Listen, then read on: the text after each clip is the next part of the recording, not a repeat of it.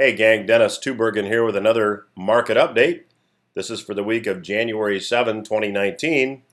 Last week, all the asset classes that we track finished higher.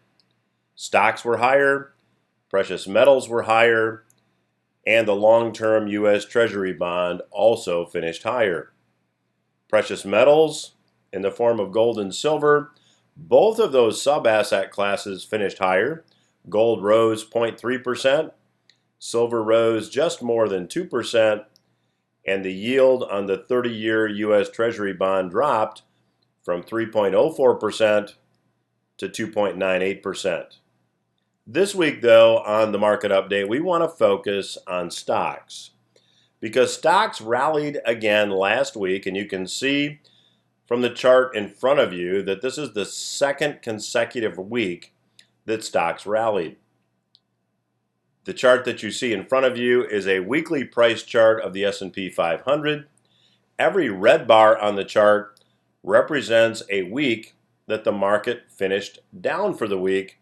Every green bar on the chart represents a week that the market finished higher for the week.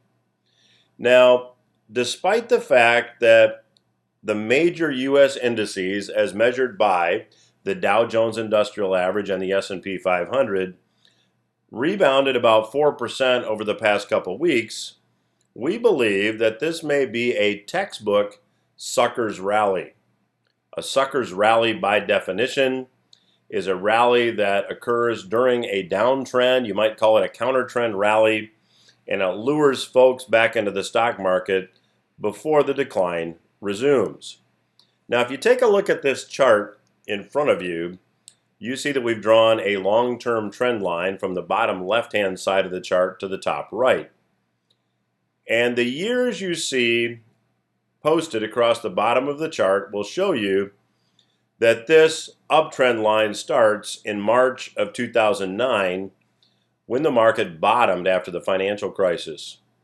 You see then that this trend line, as it moves up toward the top right-hand side of the chart, contains all prices above it. That is a perfect textbook trend line. And if you take a look, there's been a number of times that prices have bounced off, if you will, or rebounded off the trend line. Now, the more times prices bounce off a trend line, the more valid it is. And the longer a trend line exists, the more solid the trend. Well, this is a pretty solid trend. We're approaching now a decade in stocks moving upward. However, if you take a look here at this past week, you see that stocks rebounded off the trend line. I should say the week prior to last week. So this trend line long term is holding. The word that I would use to describe what I'm about to talk about is perspective. Because despite the fact that stocks have declined, you see that this long-term trend line is still holding. Stocks have really just pulled back to this long-term trend line. Now, if stocks break through this long-term uptrend support line, then we believe all bets are off. We could see a stock decline that is greater than the magnitude that we saw at the tech stock crash. We could see a stock decline that is greater than the stock decline we saw at the time of the financial crisis. We believe that probability indicates that we may be headed that way. But until this uptrend line is penetrated to the downside, we don't think that the long-term trend in stocks has been completely defined. Now, if we look at a different time frame, and again, here's where perspective comes in. This chart is also a chart of the S&P 500. However, this time it is a daily chart. That means every bar on the chart represents 1 day of price action in the S&P 500.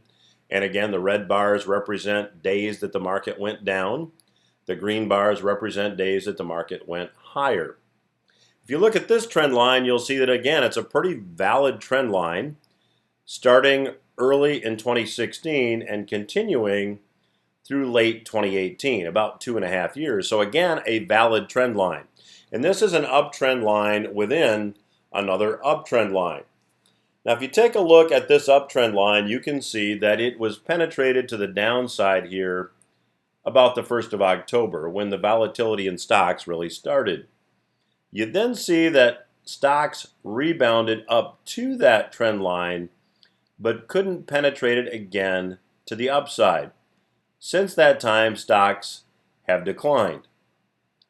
Now, this stock price hitting this trend line but not being able to penetrate it on the upside is often referred to a kiss goodbye in technical analysis, because often you see stocks continue to decline. Now, our sense is that stocks are in a technical downtrend.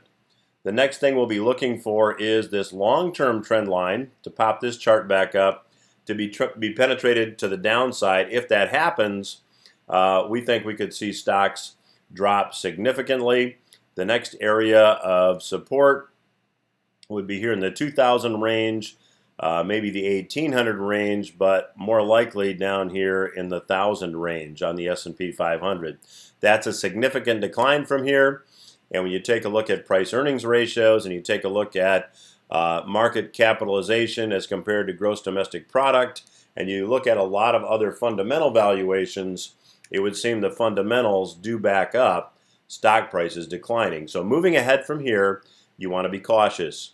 If you've not yet done so, make sure that you've put together an income plan to determine how you should allocate your assets. The most important thing to remember is that you don't want to have assets at risk that you're going to need for income, say in the next decade or so. That's this week's market update. I'm Dennis Tubbergen.